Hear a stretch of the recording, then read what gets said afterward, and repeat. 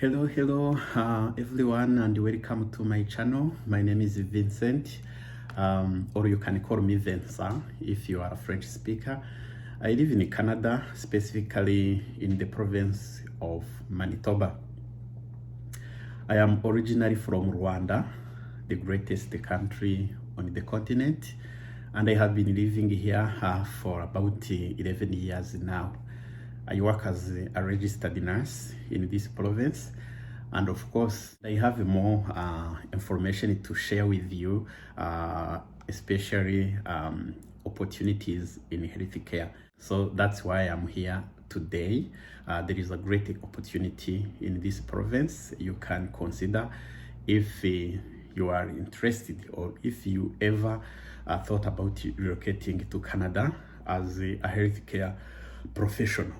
On this channel, I share different opportunities related to immigration in Canada, employment opportunities, education, conferences, and I also share some day-to-day life matters like people can enjoy. The province of Manitoba is located between Ontario and Saskatchewan. This is a very friendly province. We are very nice people.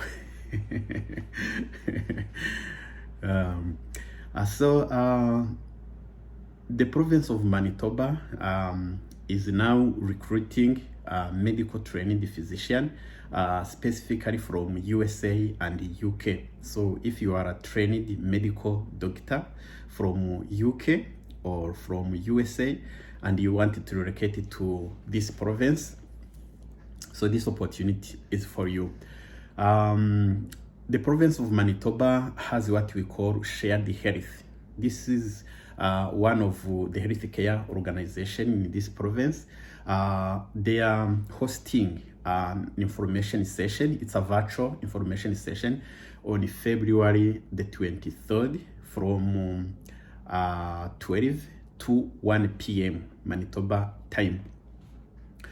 So in this session, they will provide more information regarding to innovative healthcare model in Manitoba, practice model that can fit your lifestyle, competitive compensation and salaries, physician benefits, and the pathway to registration. All of this information will be shared during this session. So if you are interested, you can register to attend the session. I will pin the link in the description or comment section for you to register. So the registration is just simple. They will ask you to give them your first and last name, your email address, the city, the country you are applying from, and the province, your job title, and comment or any question you may have. So just for them to have an idea of who you are and your interest to work in Manitoba. So this is a very good news. I know some people, especially from UK, I've heard from many nurses from UK who wanted to immigrate to Canada. So Manitoba is your next destination if you are interested. Apart from physician, they also hire nurses. So if you are a nurse as well, you can try. I will put the link in the description as well regarding other healthcare opportunities for internationals who can try their chances to see if they can get an offer and relocate it to this province. Let me see. So a little bit about this province. This province is still affordable. Means that the housing is still cheap. It's still affordable compared to other provinces in Canada.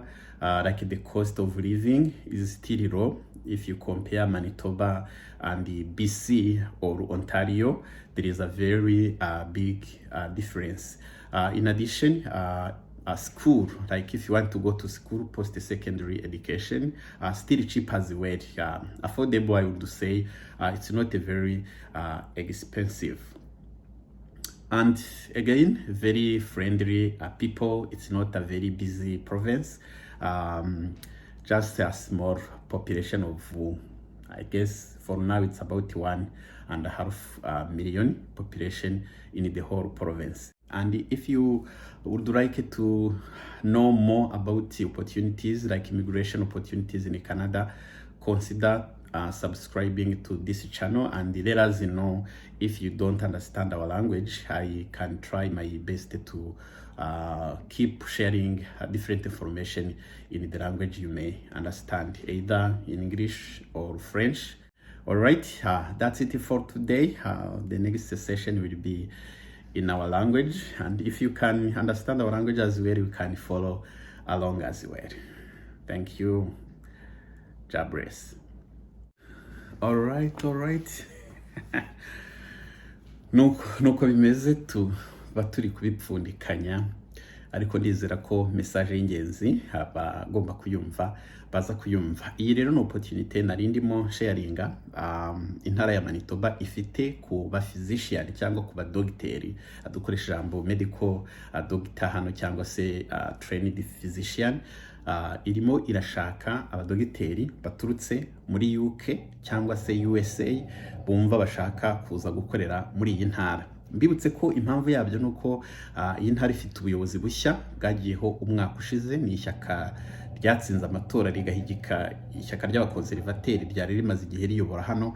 Health care iri muri segiteri zifite ibibazo hano, cyane cyane ibibazo by'abakozi. So ubu buyobozi buriho rero bwiyemeje gukora ibishoboka bugakemura ikibazo cy'abakozi gihari, bukazamura imishahara. Nababwira ko iyi ntara iri mu ntara zihemba neza abantu bo muri health care, uhereye ku banasi rwose batanze contract imeze neza cyane, n'ibyindi byiciro bagenda bahindura imishahara. Ikindi irimo iragerageza kugenda ihayaringa abakozi mu buryo butandukanye. Rwose iramutse ishyizeho ibintu byiza bikurura abakozi bavuye no mu zindi ntara bisa nkaho ibyo bitabareba, kuko iyo wize hano ugasoza ukaba ufite license yawe yo gukora, ntabwo province bikuziritse, ushobora kwimuka ugakorera aho ushaka hose. Irimo rero iragerageza guhamagara abakozi batandukanye kuva mu zindi ntara, kuva mu bindi bihugu. Ubu rero igeze ku badogiteri guturuka muri UK cyangwa se muri USA kugira ngo bagerageze amahirwe. Bazagira information session izaba ku itariki 23 z'uku kwezi kwa kabiri kuva saa 6 kugera saa 7 ku masaha ya Manitoba. Uramutse rero uzi umudogiteri uri muri ibyo bihugu tuvuze, akaba ajya ashakisha kugerageza amahirwe yo kwimukira muri Canada, intara ya Manitoba ni intara irimo ibashakisha, kandi ntekereza ko irimo bashyiriraho uburyo buzoroha kuba bashobora kubona ama license yo gukora bitandukanye nuko byari bisanzwe bigenda, kuko irabakeneye. Ubwo rero aya makuru uramutse wumva hari uwo yagirira umumaro, ntuyihererane, uyabasangize, bagerageze amahirwe yabo, ntawamenya. So bazagira rero information session ariho abantu bazabariza ibibazo byose bumva bifuza kubaza no kumenya inzira byacamo. Ndaza gushyiraho link muri description no muri comment section kugira ngo umuntu uri interested ashobora kujyaho akuzuza information basaba. Bamusaba amazina ye, adresse, umujyi arimo, igihugu aturukamo na province, nimba biri applicable, job title, wa titre yawe mu kazi, hanyuma bakagushyiriraho n'akabogisi wuzuzamo ikibazo waba ufite cyangwa commentaire, hanyuma ukiregistaringa ugategereza iriya tariki, ukazatendinga ukumva neza ibyo bavugamo n'uburyo umuntu ashobora kubona uko yimukira muri iyi ntara ya Manitoba. Ngiyo rero opportunity ihari, kandi nanavuga ko ntabwo ari ku badogiteri gusa, nubwo iyo ari session barimo batangaza, ariko mu by'ukuri n'abandi bari mu bindi byiciro muri segiteri ya health care muri rusange.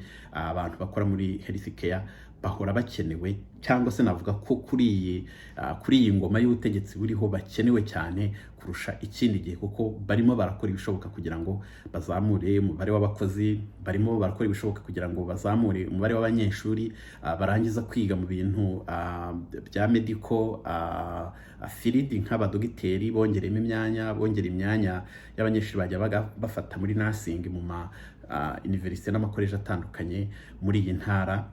Barimo barahamagara abantu bari retirinze, abantu bari muri retirement, kugira ngo ababishaka bagaruke bongere bakore bakagira akantu babagenera.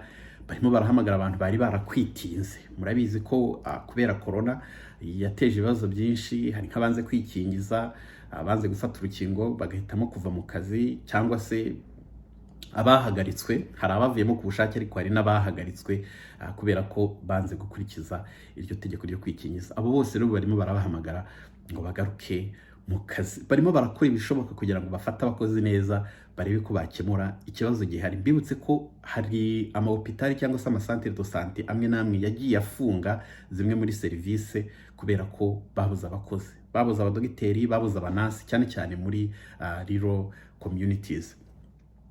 Reka nanabibutse ko kandi muri iyi ntara, iyi province yatangije ikintu cyitwa provincial travel nursing. Ni ukuvuga ngo ni porogaramu yatangije aho abanasi bumva bari interested yo kujya gutanga support mu duce tugira ibibazo by'abakozi, cyane cyane mu byaro, bapurayinga muri iyi porogaramu, hanyuma province ikaba yabafata. Bahemba neza, ni ukuvuga ngo kuri level wari ugezeho uhembwa. Mbibutse ko umushahara w'abanasi ugenda uzamuka buri mwaka. Kuri level wari ugezeho, iyo uramutse ugiye gukorera mu bice bitandukanye around y'umujyi, bongeraho amadolari 6 ku isaha, bakakwishyura igihe wamaze mu muhanda ugenda, bakakubarira ku isaha amafaranga uhembwa ku isaha, bakakuba n'amasaha wagenze, bakakugenera amafaranga yo kurya, yaba lunch na breakfast cyangwa supper, bakakwishyurira icumbi nimba ari ahantu ugiye kumara iminsi. Hanyuma waba uhisemo kujya mu bice by'amajyaruguru, ubwo ni muri noru, bakongeraho amadolari 10 ku isaha. Ibyo bindi byose navuze nabyo babishyiraho, ariko ho bongeraho amadolari 10 ku isaha. Ibi babikora rero kugira ngo cyane cyane abanasi bagiye mu kwikorera. So umunasi yemerewe kwikorera muri iyi ntara. Ushobora gutangiza agence yawe, ukaba uri mu independent practitioner, cyangwa se ukajoininga agence ifite kontra yo gutanga support. Abanasi menshi rero bajoininze ibyo bintu bya independent practice, bivuze ko batagikorera leta. Leta rero irimo irakora ibishoboka ngo yongere amafaranga, hanyuma abanasi bashobore gukwitinga bagaruke muri public system. Bibutse ko mu agence baba bahemba amafaranga menshi, nimba ariko nabivuga, ariko nta zindi benefit baraguhereza byose, ubundi ukagenda ukirwariza. Nimba ari umusoro wa leta ukamenya uko uzawutanga, nimba ushaka gusevinga for retirement ukamenya uko uzabyikorera. Ibyo byose rero iyi ntara iri kugerageza kugenda izana ibintu bifacilita abakozi, kongera imishahara, kubafata neza, gukemura bimwe mu bibazo abakozi bagira muri public system, kugira ngo babashe kubikemura, abakozi babe bagaruka. So ubwo rero iyi ntara irimo amahirwe menshi muri health care ku bantu bashaka kugerageza rwose. Nabonye n'abambaza bari mu zindi ntara bumva bashaka kuba bashaka amahirwe yo muri iyi province, naho ntabwo mwabura kugerageza. Ubwo rero ako nako nariko nongereyeho, ariko mu by'ukuri video y'uyu munsi kwari kuvuga ibi bintu by'abafizician, abadogiteri bari muri biriya bihugu bibiri twarimo tuvuga. Muyasangize abantu batandukanye, muyasharinge abo muzi bari nko muri ibyo bihugu bashobora kugerageza amahirwe, bazatending session babe bakwigerageza.